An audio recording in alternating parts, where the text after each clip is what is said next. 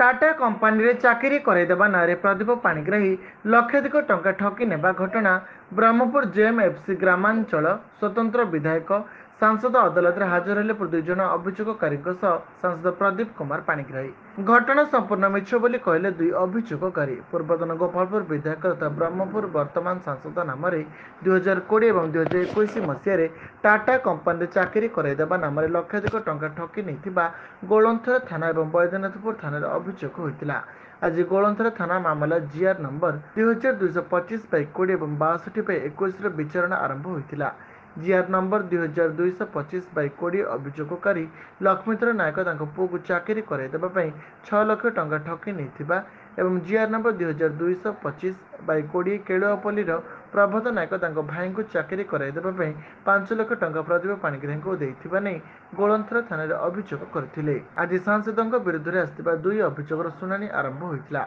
तेबे यह किसी वरिष्ठ पुलिस अधिकारी और वरिष्ठ बीजेडी नेता चापर मामला रुजु करथिबा नहीं दुई अभियोगकारी बयान देथिले। ଏହି ମାମଲାରେ କୌଣସି ସତ୍ୟାସତ୍ୟ ନଥିବା ଏବଂ ମିଛ ବୋଲି କହିଲେ ପ୍ରଦୀପଙ୍କ ଓକିଲ ଦୀପକ ପଟ୍ଟନାୟକ। ପରେ ବ୍ରହ୍ମପୁର ସାଂସଦଙ୍କୁ ଆଶ୍ୱସ୍ତି ମିଳିଛି।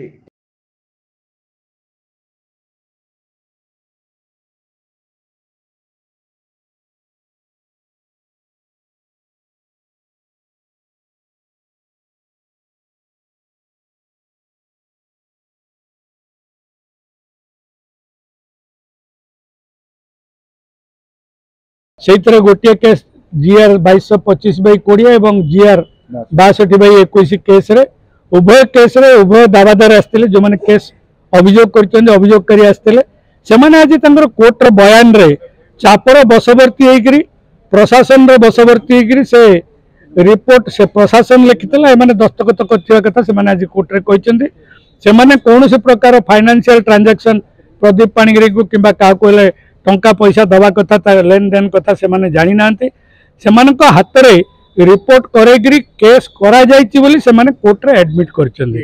जिल्लार वरिष्ठ प्रशासनिक अधिकारी बिजु जनता दल रो किछि वरिष्ठ नेता एवं विभिन्न राजनैतिक दल रो किछि वरिष्ठ नेतृमंडली गोलंथरा थाना रे बसी रिपोर्ट प्रस्तुत करथिले से माने सेतरे दस्तखत करथिले से कथा आज से माने कोर्ट रे तांकर जेतले प्रतिपक्ष वकील हिसाब रे आमे जेतले प्रश्न करथिलु से कथा को से हां करथिले।